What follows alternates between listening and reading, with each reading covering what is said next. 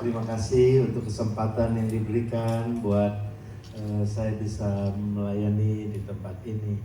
Terima kasih. Mari buka Alkitab kita sama-sama dalam 1 Raja-Raja 17 ayat 17 sampai 24. 1 Raja-Raja 17 ayat 17 sampai 24. Kita akan membaca bergantian. Saya membaca ayat 17, Anda membaca ayat 18, demikian seterusnya sampai ayat yang ke-24.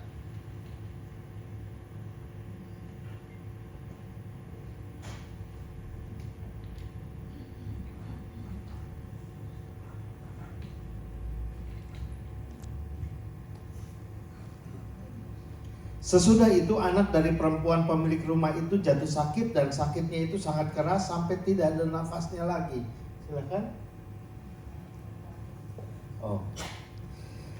Kata perempuan itu kepada Elia, apakah maksudmu datang kemari ya abdi Allah? Singgahkah engkau kepadaku untuk mengingatkan kesalahanku dan untuk menyebabkan anakku mati?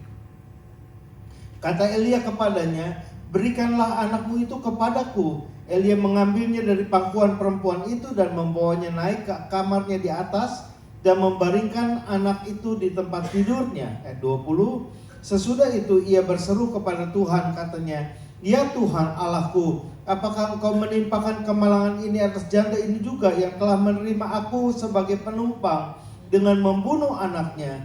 Ayat 21.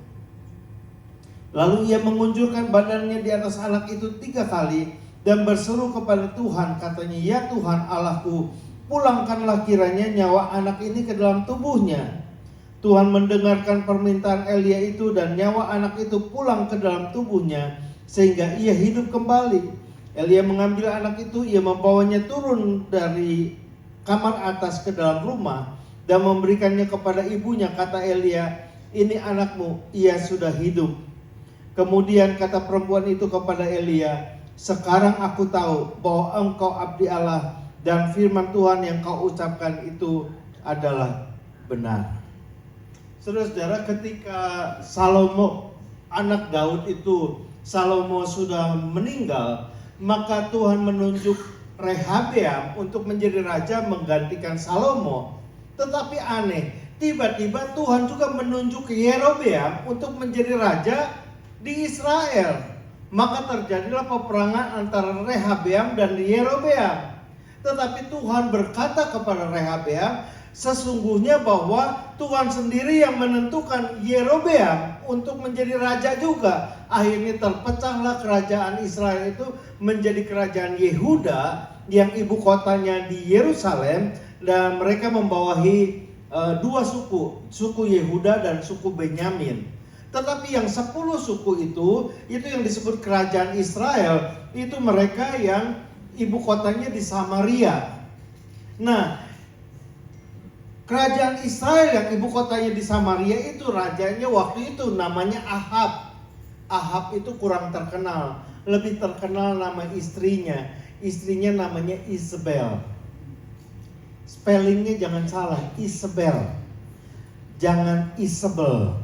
Karena Isabel itu artinya beda sama sekali. Nah, saudara-saudara, Isabel ini memelihara 450 dukun Baal dan 400 dukun Asyera. Dan itu menyebabkan Tuhan sangat marah kepada kerajaan Israel, kepada Ahab dan Isabel itu. Lalu kemudian Tuhan tunjuk Elia, menyuruh Elia untuk menyampaikan penghukuman kepada raja Israel itu. Dan Elia berkata atas nama Tuhan, tidak akan turun hujan kecuali kalau kukatakan begitu. Dan Ahab kaget, tetapi yang menjadi marah itu istrinya Isabel itu, sehingga Isabel itu mau membunuh Elia gara-gara Elia menegur Ahab gara-gara 850 dukun-dukun yang dipelihara itu. Nah, saudara-saudara, kemudian Tuhan suruh Elia bersembunyi di tepi sungai Kerit. Masih ingat ya kisahnya ya? Di tepi sungai Kerit itu, lalu kemudian burung-burung gagak diperintahkan Tuhan untuk memelihara Elia dan memberikan makanan daging dan roti setiap hari kepada Elia di tepi sungai Kerit. Nah, saya lihat di Perth ini banyak burung-burung gagak. Ya, burung-burung gagak itu unik. Dia seringkali bawa makanan. Dan beberapa kali juga kita lagi duduk tiba-tiba ada makanan jatuh begitu. Gara-gara burung gagak itu memang suka bawa makanan di paruhnya. Lalu kemudian kenapa kok burung-burung gagak? Kenapa kok pagi dan sore datangnya burung-burung gagak itu? Karena burung gagak itu tidak bisa bawa daging 1 kilo. Kalau dia bawa daging 1 kilo, dia tidak bisa take off. Tidak bisa terbang dia. Kenapa juga harus pagi dan sore? Karena burung gagak itu tidak bisa bawa roti tawar segede gini, roti kadet kalau orang Jakarta bilang, ya nggak bisa terbang dia. Dia hanya bisa bawa roti kecil dan daging kecil. Tapi saudara-saudara, bayangkan kalau hari ini burung gagak bisa bawa roti dan daging, apakah pasti burung gagak itu akan balik lagi besok untuk bawa roti dan daging? Tidak ada seorang pun yang bisa melatih burung gagak, saudara-saudara. Tetapi Tuhan perintahkan burung-burung gagak itu memelihara Elia 1,5 tahun. Elia di tepi sungai Kerit dan dipelihara Tuhan lewat burung-burung gagak itu. Lalu kemudian air sungai Kerit mulai kering dan tidak ada sesuatu untuk diminum, jangankan untuk mandi, untuk minum saja pun tidak ada air. Setelah 1,5 tahun tidak turun hujan itu, Tuhan berbicara kepada Elia, sekarang pergilah ke Sarfat yang termasuk wilayah Sidon. Sarfat adalah ibu kota Sidon. Isabel adalah anak dari Raja Sidon. Tangkap saudara-saudara ya. Nah, saya perhatikan ya, kelasnya Elia, sekelas Elia aja. Tuhan tidak bicara tiap hari kepada Elia. Di Jakarta nih banyak orang yang menurut saya suka kebablasan. Dia kebablasan dan waktu tiap kali ada doa dia berkata begini, Tuhan bicara, bla bla bla bla bla bla bla. Nanti lagi minggu depan kita lagi kebaktian doa lagi, dia bilang, beginilah firman Tuhan. Jadi sedikit-sedikit dia bicara, Tuhan bicara, dia berbicara seolah-olah dia tuh corongnya Tuhan gitu. Tapi apakah benar seperti itu? Kelasnya Elia aja 1,5 tahun kemudian baru Tuhan bicara kepada Elia. Jadi tidak setiap hari. Nah saudara-saudara, ada banyak orang yang ngaco menurut saya. Itu sebabnya saya menulis buku judulnya Mendengar Suara Tuhan. Dalam buku Mendengar Suara Tuhan itu saya membahas kalau ini dari Tuhan, ini loh cirinya. Kalau tidak ada ciri itu berarti itu bukan dari Tuhan gitu loh. Dan saudara-saudara, banyak kita yang tidak memahami bagaimana cara Tuhan berbicara. Jadi kalau anak lulus SMA, dia mau kuliah ngambil jurusan apa, orang tuanya suka bilang, kamu doa dulu deh, biar Tuhan bicara sama kamu. Tapi saudara-saudara, waktu dia berdoa, minta Tuhan tunjukkan, tapi dia tidak tahu bagaimana Tuhan bicaranya kepada dia. Lah ya buat apa tuh doa kalau gitu mah? Ya. Nah, Sarfat itu ibu kota kerajaan Sidon. Sarfat itu adalah kampung halamannya Isabel. Jadi tempat lahirnya Isabel. Nah saudara-saudara, yang mau membunuh Elia itu adalah Isabel. Anda bayangkan, kalau kita mau dibunuh oleh seseorang, lalu kemudian kita bersembunyi di banyak tempat, lalu kemudian Tuhan suruh kita bersembunyi di kampung halaman orang yang mau membunuh kita. Kepikiran gak seperti itu? Nah saudara-saudara, strategi Tuhan itu luar biasa. Dan ternyata Elia ikut perintah Tuhan dan dia datang ke Sarfat yang termasuk ibu kota Sidon itu. Lalu kemudian Tuhan suruh Elia mencari seorang janda yang akan memelihara dia di sana. Logikanya begini. Hari itu semua makanan serba mahal. Kangkung aja satu ikat berjuta-juta begitu, karena waktu itu sudah 1,5 tahun tidak turun hujan dan semua makanan mahal. Logikanya pasti ibu janda ini pasti ibu janda yang kaya, yang punya duit banyak, karena semua makanan mahal toh. Tetapi ternyata dugaan kita salah. Tuhan tunjuk ibu janda yang miskin, yang cuma punya segenggam tepung dalam tempayan dan sedikit minyak dalam buli-buli itu botol. Lalu ibu janda ini berkata, aku sedang mengumpulkan 2-3 potong kayu api, dan kemudian aku mau membuat roti bundar dari segenggam tepung ini untukku dan bagi anakku, dan setelah kami mau makannya maka kami akan mati. Kenapa dia berkata setelah kami memakannya kami akan mati? Kalau ibu janda ini punya mobil Tesla, dia bisa mau jual mobil Teslanya dan dijadikan makanan. Kalau ibu janda ini punya iPad Air, lalu kemudian dia bisa jual iPad-nya dan dijadikan makanan. Tapi saudara-saudara, ibu janda ini tidak punya apapun untuk bisa dijual, untuk dijadikan makanan. Itu sebabnya dia berkata, setelah kami memakannya kami akan mati. Tapi Elia berkata begini, buatlah bagiku dulu roti bundar kecil daripadanya, setelah itu barulah kau bikin untukmu dan bagi anakmu. Anehnya lagi, ibu janda ini percaya perkataan Elia ini dan ikutin lagi perkataan Elia. Lalu kemudian dia melakukan, dia bikin roti bundar kecil buat Elia dulu, lalu kemudian dia bikin juga buat dia dan buat anaknya si ibu ini. Tapi anehnya, tepung itu tidak habis, tidak berkurang. Dan minyak dalam buli-buli itu pun tidak berkurang. Elia di Sarfat itu 2 tahun. Anda bayangkan segenggam tepung itu tidak habis-habis. Tapi perhatikan, segenggam tepung itu tidak berubah jadi 1 karung tepung. Tidak juga berubah jadi 1 gudang tepung. Tetapi segenggam tepung itu tetap segenggam tepung. Dan tidak berkurang. Ada lagi diambil, ada lagi diambil, ada lagi. Tapi tidak bertambah. Nah saudara-saudara, saya percaya pemeliharaan Tuhan itu sempurna buat kita. Mungkin kita tidak berkelimpahan, mungkin kita tidak punya banyak, tapi percayalah berkat Tuhan tidak akan kurang buat kita semua. Saya percaya kalau burung-burung di udara yang bisa berkeliaran bebas di udara itu dipelihara Tuhan. Siapa yang kasih makan? Burung itu Tuhan yang pelihara, Tuhan yang kasih makan, dan dia tidak ada yang kekurangan. Setuju saudara-saudara ya? Saya dulu pelihara ikan arwana.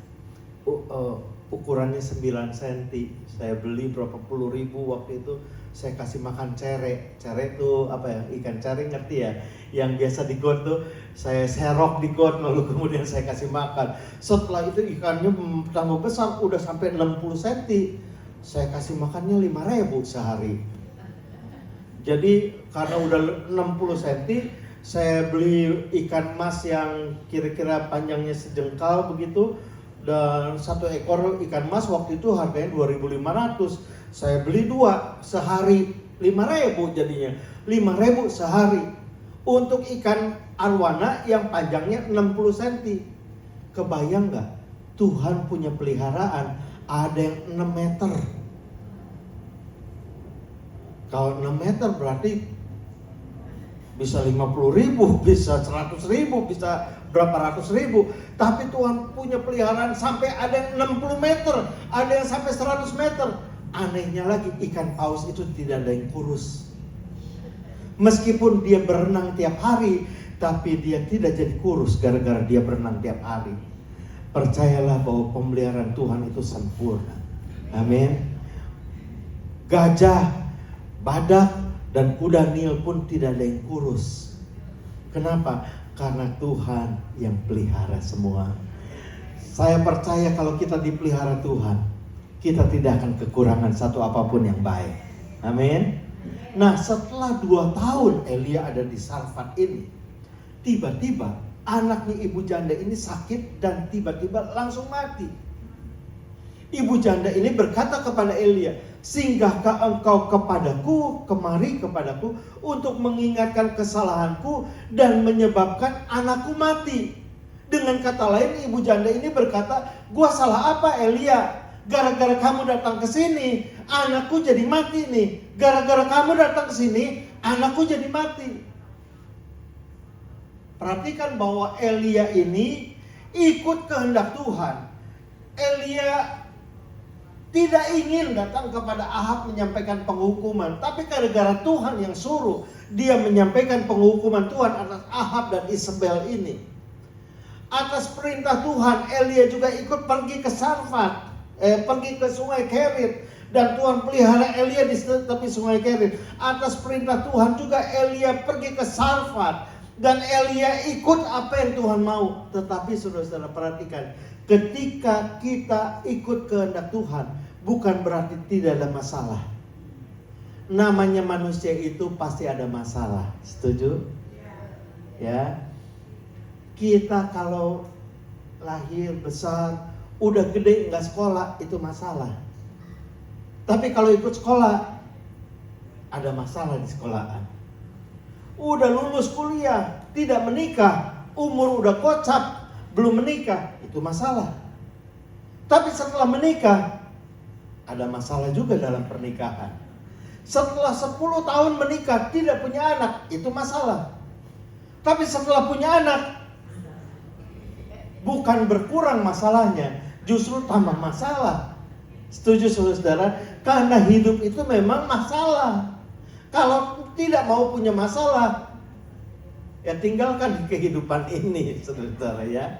Nah, ketika kita menjalankan perintah Tuhan sekalipun, masalah tetap ada. Satu kali ada satu ibu, dia punya salon. Dulu tahun 70-an salonnya itu ramai bener. Bisa 30-40 kepala dia tanganin. Si tante ini jago keriting rambut. Lalu kemudian sekarang salonnya sepi, paling seminggu 1 orang, seminggu paling 2 orang. Dia berlutut di tengah-tengah salonnya. Dia berdoa, Tuhan, tunjukkan saya, salah saya di mana. Tuhan tahu berapa puluh tahun lalu salon ini ramai sekali, sampai orang ngantri ke salon ini. Tapi sekarang kok sepi sekali. Saya nggak tahu dosa apa saya Tuhan. Tuhan ampuni dosa saya. Tuhan tunjukkan kepada saya dosa saya di mana. Lalu kemudian baru dia amin. Tiba-tiba ada seorang mahasiswi, seorang gadis yang masih mahasiswa. Dia bilang, tante, salonnya buka? Iya buka nak, katanya. Lalu kemudian, aku mau keriting bulu mata tante. Si tantenya buru-buru ngambil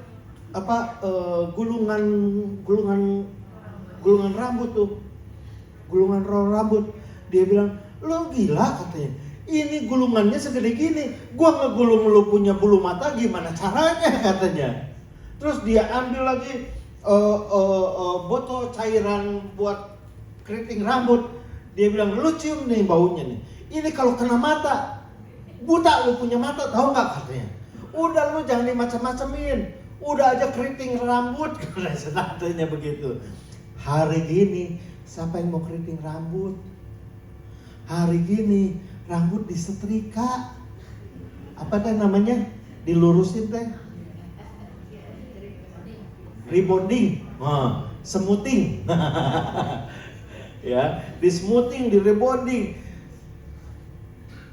Ternyata masalahnya si tante ini bukan gara-gara dosa, tapi gara-gara dia sudah out of date. Kita harus up to date. Amin. Kita harus belajar banyak, saudara-saudara. Nah, banyak orang pikir ada masalah pasti gara-gara dosa. Jangan selalu berpikir gara-gara dosa. Bisa jadi itu bukan gara-gara dosa, bisa jadi itu gara-gara kita punya salah sendiri. Ya, satu kali saya sakit. Ada teman saya sesama pendeta, Ya namanya pendeta yang nengokin juga pendeta lain juga. Lalu kemudian si pendeta yang nengokin saya bilang gini, Pak Joni kayaknya mesti introspeksi. Saya bilang introspeksi apa Pak? Ya kayaknya Bapak baru 2 atau 3 bulan lalu masuk rumah sakit.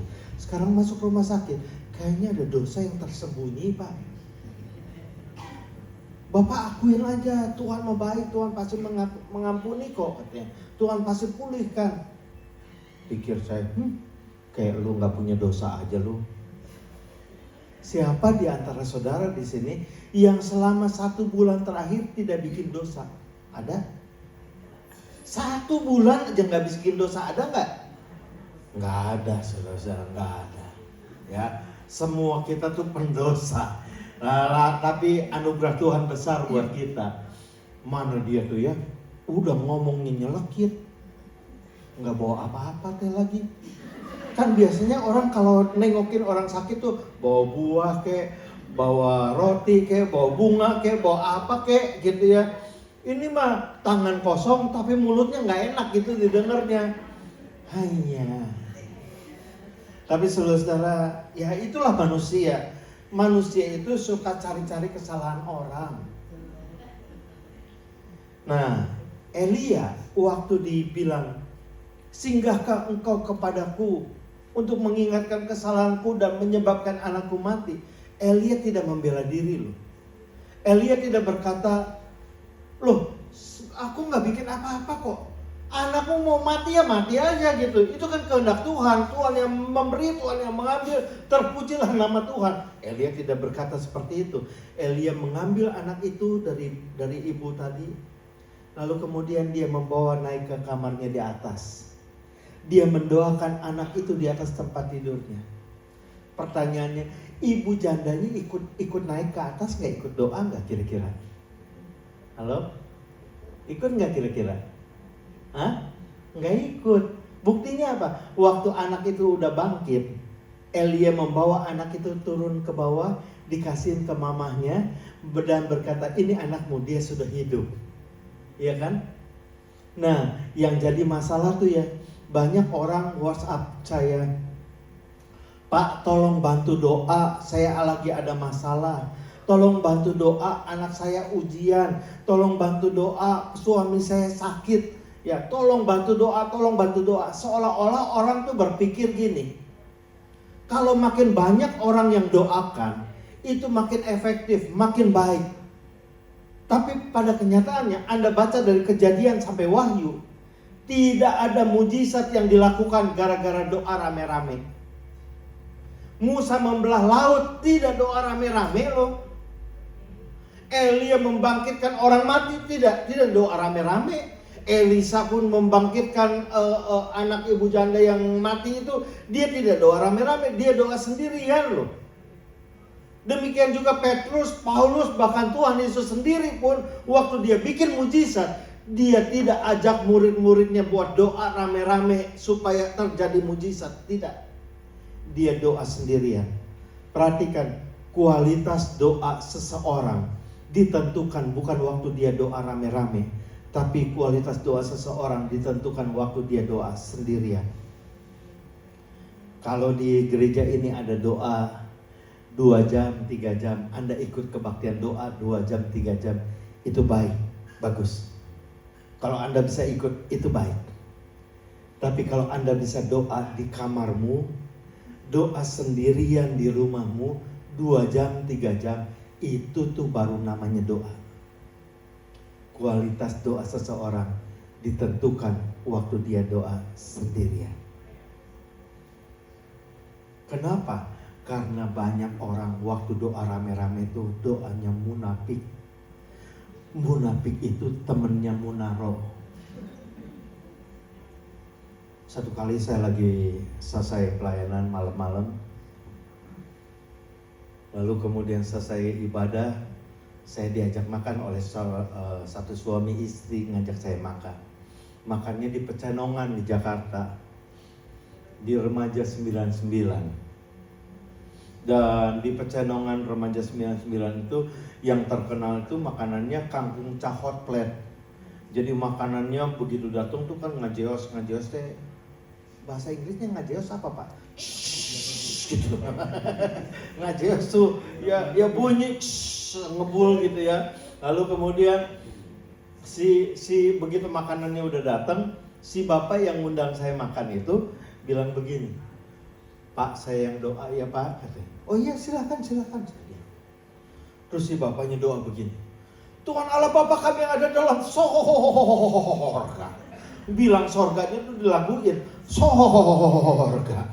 Kami bersyukur untuk makanan yang baik ini. Kami berdoa buat janda-janda miskin, yatim piatu, orang kekurangan, orang kelaparan. Berkaci mereka. Itu ngomong berkaci, itu ya, berkaci. Jadi nasi yang tadinya kering jadi berkuah Pak.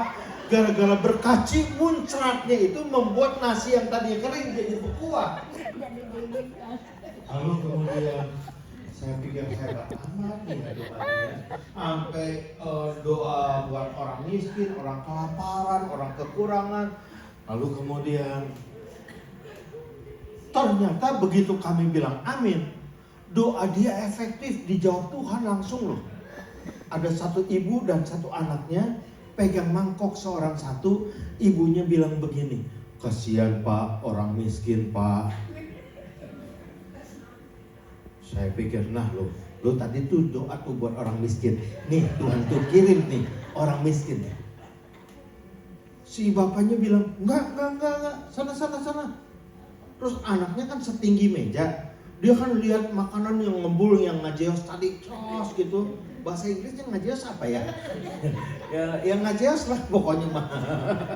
Dan kemudian si anaknya tuh kan pengen lihat makanan apa, dia lompat. Dia bilang, kasihan Om, lapar dari pagi belum makan Om, katanya. Biar bisa beli nasi putih aja Om, katanya. Nah, tadi lu kan doa tuh buat orang kelaparan tuh. Nih Tuhan kirim ini orang kelaparan nih. Tuhan kirim. Saya lihat responnya. Dia bilang enggak. Terus dia dorong kepala anaknya. Sana. Dia panggil pelayan restorannya. Dia bilang, Mas, ini usir dong orang-orang, gimana kita mau makan, katanya banyak pengemis gini bolak-balik begini, katanya. Udah gak ngasih yang ngomongnya nyelekit lagi. Aduh saya terus dada aja begitu. Saudara-saudara, banyak orang ya doanya munafik. Munafik itu temannya siapa? Munafik. Dia berdoa buat misi di Vietnam, misi di Myanmar, misi di pedalaman Kalimantan. Kami berdoa buat misi-misi, biar kiranya Tuhan melawat mereka semua. Tiba-tiba tim misi dari gerejanya bilang, Pak mau ikut nggak? Kita mau misi bulan depan ke Kalimantan. Aduh saya sibuk, saya banyak kerjaan. Oh kalau gitu gimana? Ada anak sekolah Alkitab mau pergi ke Kalimantan, tapi dia nggak punya dana buat ke Kalimantan. Bagaimana kalau Bapak yang biayain perjalanan anak ini? Aduh maaf, saya juga uangnya pas-pasan. Saya nggak bisa biayain begitu. Nah, lu berdoa buat misi itu artinya apa tuh? Diajak jadi tenaga misi kagak mau. Diajak untuk membiayai orang yang mau pergi misi juga nggak punya duit gitu. Terus kita doa tuh banyak kan seperti itu. Doanya munafik. Ya munafik. Karena saya orang Bandung, nggak bisa bilang F, bilangnya bisa bilang P. Jadi Fanta jadi Panta. Nah saudara-saudara, ada orang misalnya nipu kita, misalnya jangan sampai ada orang nipu kita, terus kita doanya begini, Tuhan Engkau tahu orang itu nipu saya Tuhan, biar Tuhan berkatin orang itu biar dia nggak usah nipu orang lain lagi gitu ya. Menurut saya itu kesalahan besar. Orang jahat jangan diberkatin.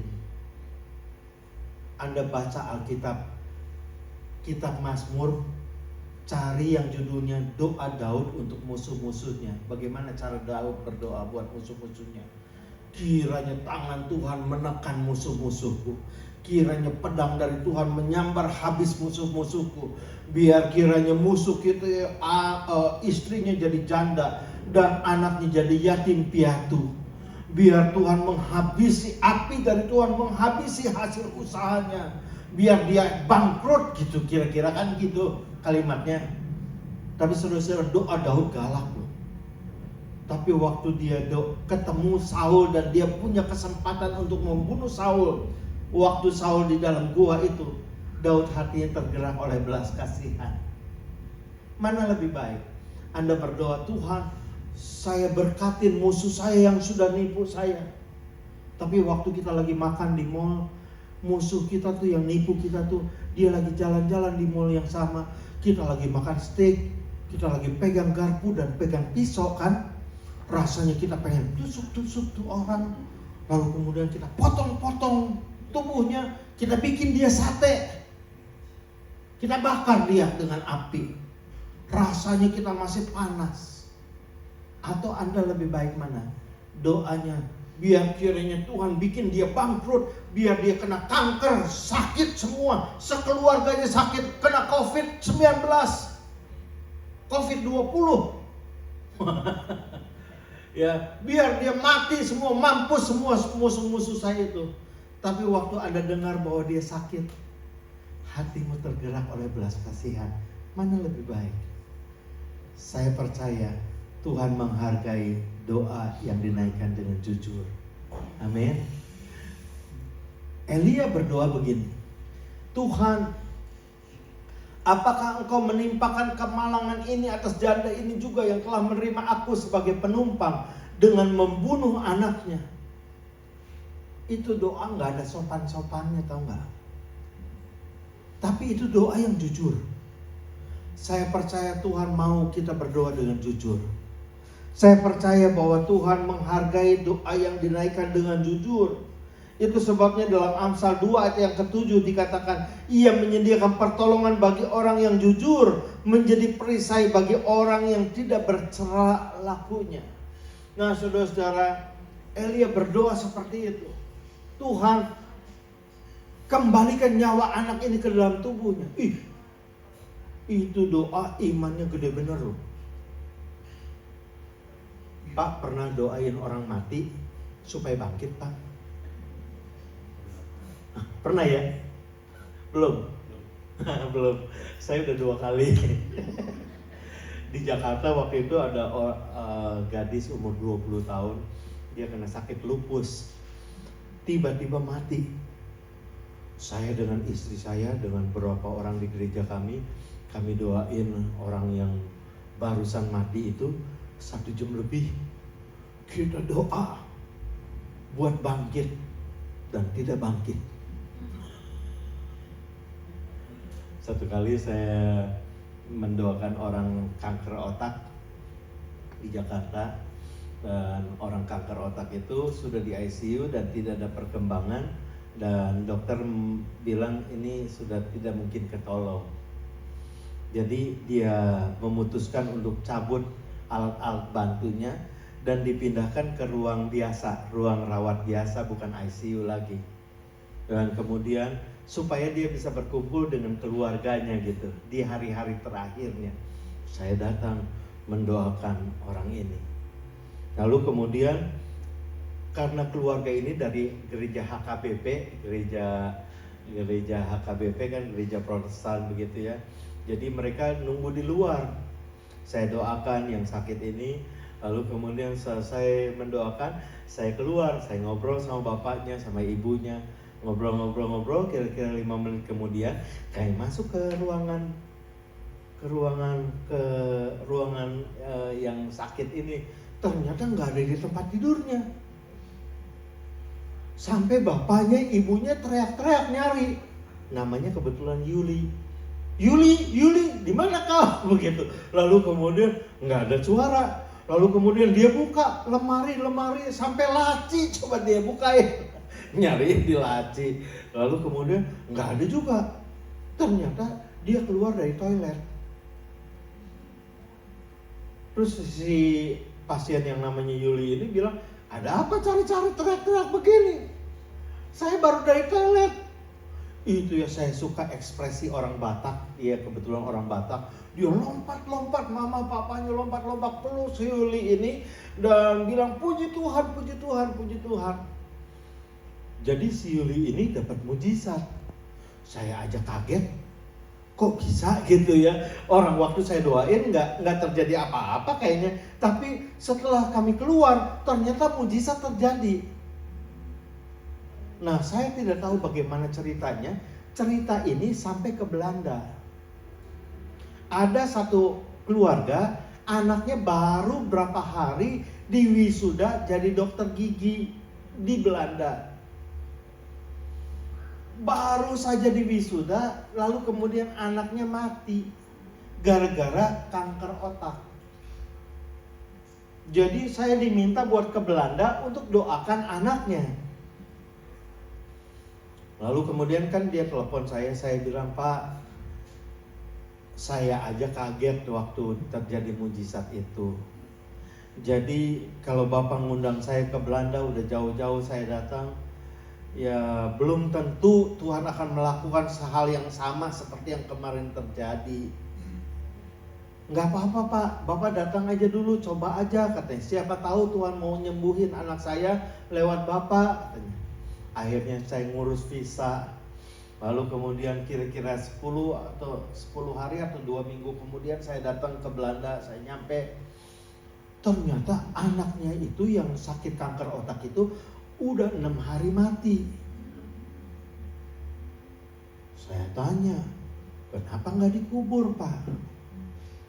Si bapaknya bilang begini, nunggu Bapak. Kenapa nunggu saya? Siapa tahu anak saya mau dibangkitkan Tuhan lewat doanya Bapak. Saya langsung mikir, saya langsung nyeletuk. Tuhan Yesus aja juga membangkitkan Lazarus yang mati baru 4 hari mati. Lah siapa saya, ini udah 6 hari mati, suruh dibangkitkan, gimana saya caranya saya doa? Ya kita coba aja Pak katanya. Jadi saya kan mikir, dia udah membiayai perjalanan saya dari Jakarta ke Belanda kan lumayan tuh ya, beliin tiket dan lain sebagainya. Lalu kemudian saya dengan mama papahnya, neneknya juga, lalu kemudian 2 orang adik yang barusan meninggal itu, saya doa, tahu nggak berapa lama? 3,5 jam di ruang jenazah.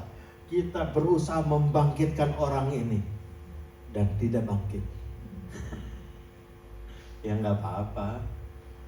Ya kan firman Tuhan berkata, usirlah setan-setan, sembuhkanlah yang sakit, bangkitkanlah orang mati. Jadi kita udah coba dulu gitu. Yang penting kan kita coba dulu. Lalu kemudian dia yang nggak bangkit ya nggak apa-apa. Dulu saya ngusir setan, nggak pernah ada yang keluar. Tapi saking seringnya ngusir setan, sekarang sudah lebih dari 6.000 kali saya ngusir setan.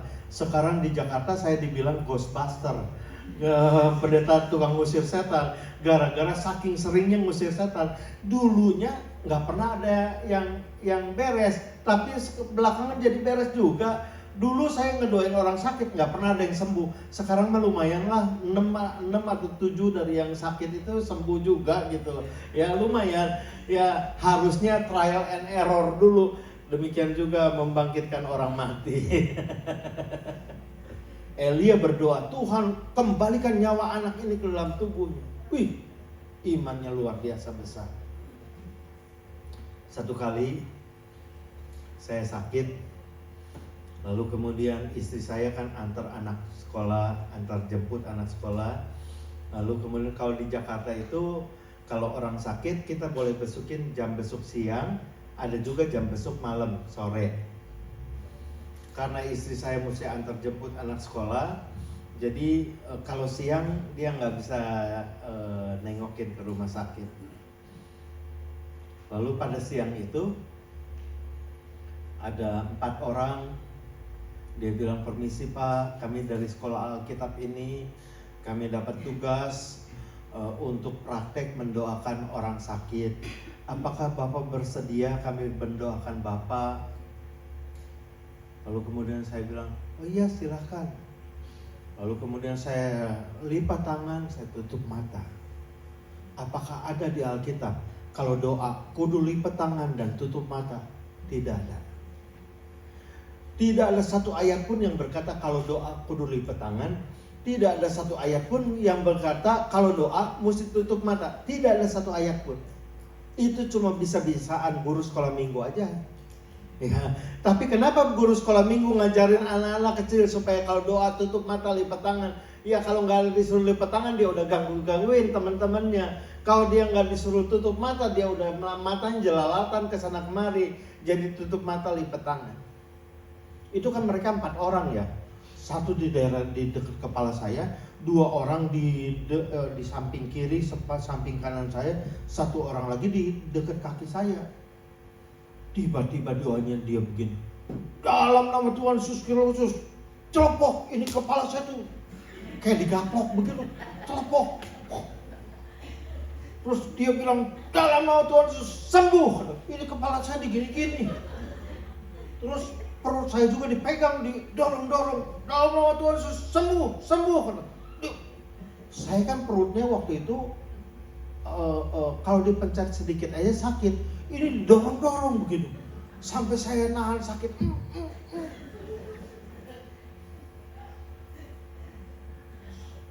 Terus dia bilang, udah sembuh belum Pak?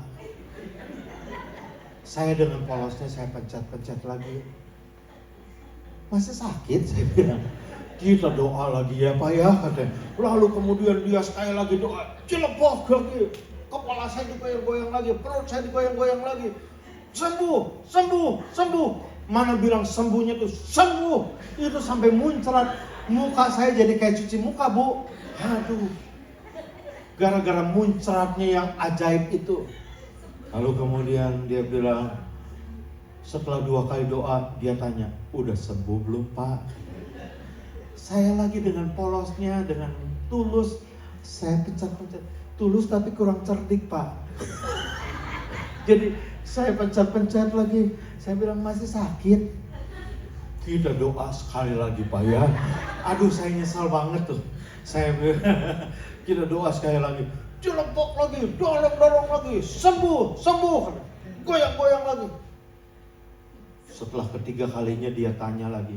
Udah sembuh belum Pak? Saya tanya. Kamu umur berapa? Ada yang bilang 21, ada yang bilang 20, ada yang bilang 22. Tahu nggak, sebelum kamu lahir saya udah jadi pendeta. Yang kamu lakukan tuh kurang ajar kamu.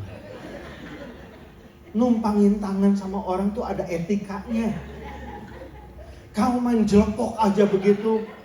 Kamu tahu nggak, perut saya kalau dipencet sedikit aja sakit. Kamu goyang-goyang, kamu dorong-dorong perut saya. Gila kalian. Panggil dosen kalian ke sini, saya omelin dia. Kurang ajar kalian. Tahu nggak? Makasih, maaf Pak. Kami permisi Pak ya. Dia buru-buru kabur tuh 4 orang tuh kurang ajar tadi tuh. Setelah dia keluar dari kamar saya kan ngedumel tuh. Saya bilang, kurang ajar tuh orang tuh. Orang lagi sakit goyang-goyang begini. Sambil bilang kurang ajar, saya pencet-pencet perut saya. Udah gak sakit. Saya bilang, udah gak sakit. Beneran gak sakit. Saya mau bilang terima kasih tuh sama anak-anak kurang ajar tadi. Tapi kan saya udah pakai infus, gak bisa ngejar gitu ya. Setelah itu kira-kira 1 jam kemudian, dokter yang nanganin saya datang. Terus dia periksa-periksa. Kalau dokter internis kan suka pencet-pencet tuh, periksa. Gimana Pak, sakit nggak? Enggak. Kok bisa nggak sakit ya? Kemarin dipencet sedikit sakit. Bapak terus coba Bapak ngebalik, saya dipencet lagi punggungnya, dipukul-pukul sedikit. Sakit nggak Pak? Enggak, saya bilang. Oh, dia pencet lebih keras. Sakit nggak Pak? Enggak, saya bilang. Oh, kok bisa ya katanya? Saya nggak bilang tuh, ada anak kurang ajar tadi yang doain tadi tuh. Terus si dokternya bilang sama susternya, Sus, panggil orang laboratorium suruh periksa darah lagi. Dok, baru kemarin periksa darah, saya bilang. Ya nggak apa-apa, ini kayaknya Bapak udah sembuh katanya. Saya diperiksa darah, 1 jam kemudian hasilnya keluar dan saya dinyatakan sembuh. Saya pulang loh saat itu juga. Saat itu juga saya telepon istri saya bilang urusin administrasinya langsung pulang. Saya mau bilang terima kasih tuh sama anak-anak kurang ajar tadi. Tapi ya gimana? Kita kan nggak punya kontaknya dia. Rupanya dia tuh doanya iman besar. Kalau belum sembuh, ayo kita doa lagi. Belum sembuh, doain lagi. Belum sembuh, doain lagi gitu. Imannya gede. Setelah kejadian itu, kira-kira 4 atau 5 bulan kemudian, ada teman saya dari masih bujangan, teman zaman dulu, sakit dan sakitnya sangat parah gitu. Di rumah sakit Mitra Kemayoran, di daerah Kemayoran, Mitra Keluarga di Kemayoran. Dan di rumah sakit Mitra itu ada ICU tapi ada ICCU. Nah kalau ICCU itu satu pasien tuh dikurung, kasih pakai kaca begitu, ruang kaca. Jadi satu pasien ada ruang kacanya, lalu dibatasin dengan pasien lain pakai ruang kaca seperti itu.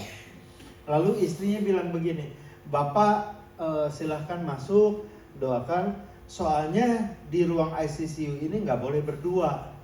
Jadi kalau kita ICU, kita berdoa berempat gitu, berlima, kita mendoakan rame-rame boleh kalau di ICU. Tapi kalau ICCU berdua aja nggak boleh, maksudnya supaya nggak ngobrol begitu. Jadi saya masuk sendirian, saya doakan, saya tumpangin tangan. Tapi saya mah numpangin tangannya juga sopan, nggak jelepok begitu kan. Jadi saya sopan, saya tumpangin tangan. Terus saya keluar. Saya ingat waktu kita muda ya, kita suka main sama-sama ke gereja sama-sama. Saya lupa, saya bawa minyak urapan. Saya belum urapin dia. Saya masuk lagi, saya urapin dia, saya tumpangin tangan, saya doakan sekali lagi. Kan udah diajarin sama anak-anak yang kurang ajar tadi. Berdoa terus sampai Tuhan jamah begitu. Lalu kemudian saya keluar, saya liatin. Akhirnya saya masuk lagi. Saya bilang, gua balik ya. Jangan mati dulu. Kesian istri kamu sama anak kamu. Ya, jangan mati dulu ya. Terus saya doain lagi, tumpangin tangan lagi. Saya oleskan minyak urapan sekali lagi. Terus saya keluar saya lihat lagi, kan jam besuk masih 1 jam gitu ya. Jadi masih punya banyak waktu. Saya liatin, tiba-tiba tangan dia tuh kejet naon. Ya kayak orang sentak-sentak gitu tangannya. Bukan kesetrum. Kayak kaget-kaget gitu tangannya tuh. Terus kakinya juga kayak kaget-kaget gitu. Terus saya bilang, loh kok goyang-goyang begitu? Terus waktu udah gitu, saya masuk lagi itu ke ruangan itu. Tiba-tiba waktu saya masuk ruangan itu, saya merasakan hadirat Tuhan yang sangat kuat. Loh, kok ada hadirat Tuhan begini? Kuat sekali. Saya dengar satu suara. Tuhan bilang, kelilingin. Masalahnya itu tempat tidur itu kan sempit. Dikasih kaca, penutup kaca. Ada 2 botol infus ke tangannya, 3 botol infus lewat kakinya. Ada selang masuk ke hidungnya, ada selang juga masuk ke mulutnya. Belum lagi kabel-kabel EKG tuh, elektrokardiogram tuh, itu kan banyak tuh. Nah gimana gua ngelilinginnya? Waduh, gimana cara saya ngelilinginnya? Tahu nggak? Saya tuh sampai merangkak. Saya kelilingin. Buat saya merangkaknya tidak masalah. Masalahnya tuh di situ kan ada dokter sama perawat. Di sini juga ada dokter sama perawat. Itu kan cuma pakai kaca, dia kan bisa lihat saya ngapain di situ. Malu tahu nggak? Ngelilingin gitu tuh malu. Dilihatin sama dokter sama perawat tuh berapa orang tuh. Saya kelilingin 1 kali. Terus Tuhan bilang begini, sekali lagi. Saya kelilingin 2 kali. Tuhan bilang, sekali lagi. Saya sambil nahan malu, saya kelilingin. Setelah 3 kali Tuhan bilang, berdiri. Saya berdiri. Tuhan bilang, usir roh maut. Kalau mendoakan orang sakit, kita doa sambil berbisik, boleh. Tapi kalau ngusir setan, ngusir roh maut, nggak bisa berbisik. Itu harus ditengking, tahu nggak? Saya kan udah jadi ghostbuster, udah sering banget ngusir setan. Itu ngerti arti ngusir setan, arti ngusir roh maut, itu kita nggak boleh berbisik. Masalahnya di situ kan ngobrol aja nggak boleh. Gimana gue ngusirnya? Saya bilang, Tuhan, ini ngobrol aja nggak boleh, gimana saya ngusirnya? Tuhan nggak jawab. Dan kalau Tuhan tidak jawab, itu berarti Tuhan tidak merubah keputusannya. Ya udah, apa boleh buat? Saya doa ekstrimnya keluar. Saya bilang, saya pagarin orang ini. Saya pagarin roh, jiwa, dan tubuhnya.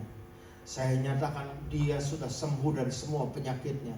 Semua penyakit pergi dari tubuhnya ini. Dan sekarang roh maut juga tidak boleh menjamah orang ini. Saya perintahkan roh maut pergi dalam nama Tuhan Yesus Kristus. Saya menguduskan, saya pagarin orang ini. Roh, jiwa, dan tubuhnya saya pagarin. Tidak bisa dijamah oleh penyakit, tidak bisa dijamah oleh roh maut dalam nama Tuhan Yesus Kristus. Saya doa begitu tuh, ekstrim gitu. Dokter sama perawat di situ berdiri, dokter sama perawat di sini juga berdiri. Saya pikir, gue mesti ngomong apa, nggak jelas deh. Tapi saya percaya firman Tuhan berkata, jangan takut, aku yang akan berbicara buatmu gitu. Tiba-tiba di sebelah ruangan yang teman saya sakit itu, tiba-tiba bunyi tit. Itu dokter yang tadinya baru berdiri, baru mulai jalan, tiba-tiba mereka lari. Kok yang di sebelah tuh baru mati tuh. Lalu kemudian mereka cabut kabel-kabel EKG di dadanya. Lalu kemudian dikasih gel tuh, ditempelin alat kejut jantung tuh. Siap, 1, 2, 3, puk. Itu saya baru lihat loh, umur saya gocap lebih. Baru lihat 1 kali-kalinya. Itu orang dikasih alat kejut jantung tuh sampai mental gitu, sampai seperti Asterix baru minum ramuan ajaib. Itu sampai Lalu kemudian belum hidup kan, dia kasih gel lagi. Ya, 1 kali lagi, 1, 2, 3, Wih, 2 kali, 3 kali, 4 kali nggak bangkit-bangkit. Lalu kemudian si dokternya bilang, kan itu kan kacanya tuh tidak sampai penuh ke atas kan. Dokternya bilang gini, dirapihin dan diberesin. Nanti setelah beres kasih tahu keluarganya di depan. Maksudnya udah mati gitu. Lalu kemudian saya nengok teman saya yang sakit itu, saya lihat itu dia udah cabut selang dari hidungnya sama selang dari mulutnya, dicabut sendiri. Kan kalau nyabut sendiri itu bisa keluar darah tuh dari selangnya itu. Terus saya bilang, tiba-tiba teman saya bilang begini, John, gua takut. Saya bilang, takut apaan? Ada kayak orang tapi bukan orang, tinggi, gede, hitam, dia tarik-tarik gua. Gua bilang, gua nggak mau. Tapi dia seret-seret gua terus. Gua bilang, gua nggak mau. Tapi dia terus seret gua. Itu roh maut tuh. Saya bilang ke teman saya, itu roh maut tuh. Tapi jangan takut, dia udah ke sebelah. Rupanya waktu dia kejut-kejut tadi tuh, yang tangannya kakinya goyang-goyang tadi, rupanya roh maut udah tarik-tarik dia. Tuhan suruh saya masuk, saya pagerin. Saya usir roh maut. Roh maut itu udah jauh-jauh datang. Dia mau ngambil nyawa teman saya. Tapi kan saya keburu pagerin, dia nggak bisa ngambil. Yang ada aja gue ambil kan.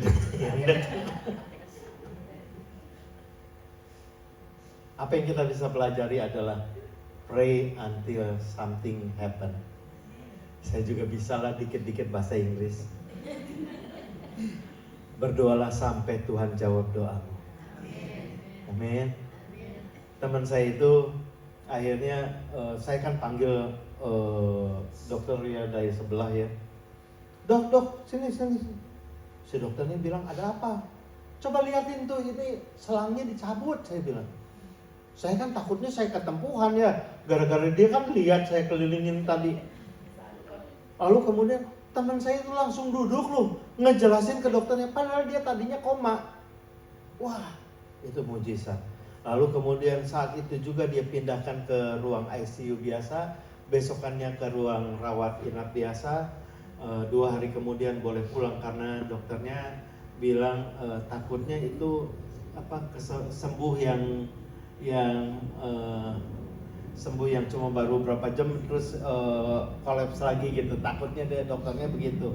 Lalu kemudian akhirnya dia pulang dengan sehat. Saya percaya mujizat itu terjadi sampai hari ini. Saya percaya ketika kita berdoa dengan tidak berkeputusan, Tuhan akan jawab doamu. Apapun masalah yang kamu hadapi, yang kita hadapi, percayalah ketika kita berdoa dengan tidak berkeputusan, kuasa Tuhan turun atas kita semua. Tuhan berkati kita semua. Mari kita berdoa sama-sama. Tuhan, kami bersyukur untuk firman-Mu yang sudah kami dengar pada pagi menjelang siang ini. Biar kiranya kasih karunia dan anugerah Tuhan ada pada kami. Tuhan menjawab setiap doa kami yang kami naikkan dengan tidak berkeputusan. Dan kami percaya Tuhan sumber segala mujizat itu ada di tengah-tengah kami. Lawat umat-Mu, berkati umat-Mu, berkati juga pelayanan di tempat ini, berkati juga hamba-hamba Tuhan yang melayani di gereja ini. Kasih karunia dan anugerah Tuhan berlimpah bagi gereja ini. Terima kasih Tuhan, hamba-Mu selesai berbicara, Roh Kudus Tuhan memeteraikannya bagi kami semua. Dalam nama Tuhan Yesus Kristus. Amin. Tuhan berkati saudara semua.